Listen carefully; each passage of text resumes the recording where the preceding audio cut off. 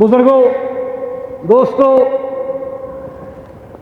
آج عید الاضحیٰ کے مقدس موقع کے بعد آج پہلی مرتبہ ہم سب جامع مسجد میں مل رہے ہیں۔ عید کے موقع پر آپ نے دیکھا نہ ہمیں عیدگاہ میں نماز ادا کرنے کی اجازت دی گئی، نہ جامع مسجد میں نماز ادا کرنے کی اجازت دی گئی۔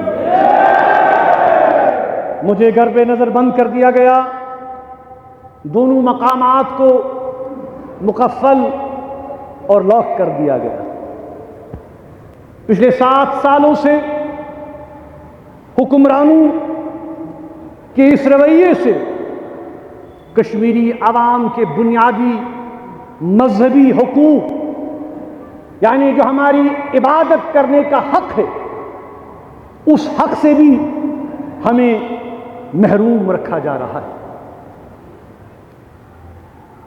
میں حکام، خاص طور پر لیفٹیننٹ گورنر صاحب سے آج یہ پوچھنا چاہتا ہوں، جو اس پورے نظام کے، جو ہماری ریاست کا نظام ہے، اس کے ذمہ دار ہیں، اس کے سربراہ ہیں، کہ جب وہ خود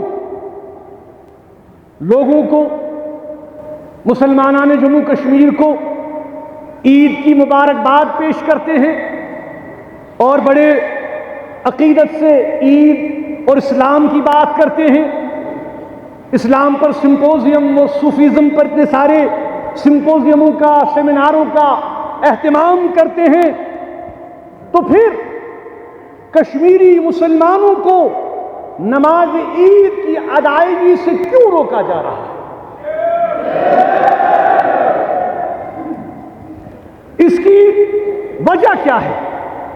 اگر حکام کو واقعی کوئی خوف ہے، کوئی اندیشہ ہے، تو اس پر وہ بیان دے، اس بات کو وہ واضح کرے، کیونکہ عام طور ہم نے دیکھا، چاہے عید ہو، رمضان ہو، شب قدر ہو، جمعۃ الوداع ہو، مسجدیں بند کر دی جاتی ہیں، عیدگاہ بند کر دیے جاتے ہیں، لیکن حکومت کوئی بیان نہیں دیتی، خاموشی اختیار کرتی ہے۔ یا کوئی وجہ بتائی جائے اس مسئلے کی کہ کس بنیاد پر آپ یہ بند کر رہے ہیں، یا پھر کشمیریوں کو کشمیری ہونے کی سزا دی جا رہی ہے۔ ہم یہ اجتماع ان غیر انسانی اور غیر اسلامی اقدامات کی پرزور مذمت کرتا ہے۔ حقیقت یہ ہے کہ آج کا جو ماحول ہم دیکھ رہے ہیں، 2019 کے بعد آج کل جب ہٹا لیا گیا تو یہ کہا گیا کہ حالات بہتر ہو گئے، نارملسی آ گئی۔ کیا یہی نارملسی ہے کہ آپ جموں کشمیر میں مسلم اکثریت ریاست کے باشندوں کو، مسلمانوں کو نماز سے، عبادت سے، اللہ تعالیٰ کے ذکر سے روک رہے ہیں؟ یہ اب معمول بن چکا ہے۔ ہم یہ محسوس کرتے ہیں کہ آپ کا یہ بار بار نارملسی کی باتیں کہنا یہ ایک فریب ہے، اس کے سوا کچھ نہیں۔ جموں کشمیر میں اگر ہم بات کریں، پورا پولیٹیکل سپیس ختم ہو چکا ہے، ایڈمنسٹریٹو سپیس ختم کر دیا گیا ہے۔ یہاں بات کرنے کی اجازت نہیں ہے، ڈیبیٹ کرنے کی اجازت نہیں ہے، ڈسکشن کرنے کی اجازت نہیں ہے۔ اخبارات کا حال آپ دیکھیں، ان پر قدغنیں ہیں، بندشیں ہیں کہ کوئی بات اگر حکومت کے خلاف ہے اس کو شائع نہ کیا جائے۔ آخر ہم یہ پوچھنا چاہتے ہیں کہ دن بدن مزید جو یہ سپیس ہے اس کو تنگ کر دیا جا رہا ہے، عوام کو پش دی وال کیا جا رہا ہے۔ رہا سوال منتخب حکومت کا، تو بڑے افسوس سے ہمیں یہ بات کہنا پڑ رہی ہے کہ جموں کشمیر کے عوام کے حقوق کے دفاع کے لیے مؤثر طریقے سے کھڑے ہونے میں یہ حکومت بھی بالکل ناکام ہو چکی ہے۔ وہ ہمیشہ یہ بات کہہ کر اپنی رسپانسبلٹیز سے پیچھے نہیں ہٹ سکتے کہ بھائی ہمارے ہاتھ میں کچھ بھی نہیں ہے، ہمارے اختیارات جو ہیں وہ محدود کر دیے گئے ہیں، اور ہم انتظار کر رہے ہیں کہ کب ریاستی درجہ جو ہے، اسٹیٹ کا درجہ جو ہے اس کو بحال کیا جائے گا، ہم اس کا انتظار کر رہے ہیں۔ عوام کے کچھ توقعات ہیں، عوام کے کچھ خواہشات ہیں، ان کی رسپانسبلٹی ہے، جو چن کر آئے ہیں، جو انہوں نے ایجنڈا بنایا، جو انہوں نے پالیسیز عوام کے سامنے رکھی، ان کا یہ اخلاقی فرض ہے کہ اس حوالے سے اپنے اصولی موقف پر وہ کم سے کم کھڑا رہے، عوام کی بات کرے، یہاں کے لوگوں کی بات کرے۔ یہ بھی ایک افسوسناک طرز عمل ہے۔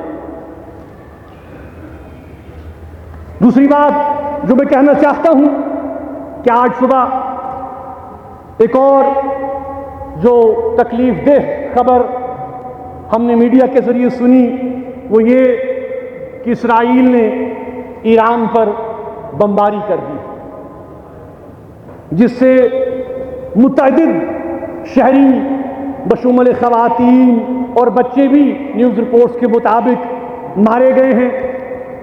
ایران کی جو اعلیٰ عسکری قیادت ہے، ملٹری لیڈرشپ ہے، ان کو بھی مارا گیا ہے، سائنٹسٹ بھی مارے گئے ہیں۔ یہ انتہائی قابل مذمت اقدام ہے۔ فلسطینی عوام پر جاری نسل کشی کے باوجود اسرائیل کو آج کوئی روکنے والا نہیں ہے، اور اب پورے مشرق وسطی کو جنگ کی لپیٹ میں اسرائیل نے آج لا کھڑا کر دیا ہے۔ ہمیں یہ کہنے میں کوئی دو رائے نہیں ہے کہ اسرائیل ایک سرکش اور روگ اسٹیٹ بن چکا ہے، جو عالمی امن کے لیے بہت بڑا خطرہ ہے۔ اقوام متحدہ اور دنیا کے تمام ممالک پر یہ مورل رسپانسبلٹی ہے، اخلاقی رسپانسبلٹی عائد ہوتی ہے کہ وہ اسرائیل پر دباؤ ڈالیں تاکہ غزہ میں جاری نسل کشی اور جنگ کو روکنے کے لیے اور دیگر ممالک کو نشانہ بنانے کے لیے اسرائیل باز آئے۔ جموں کشمیر کے عوام انشاءاللہ فلسطین اور ایرانیوں کے ساتھ اسرائیلی جارحیت کے خلاف کھڑے ہیں انشاءاللہ۔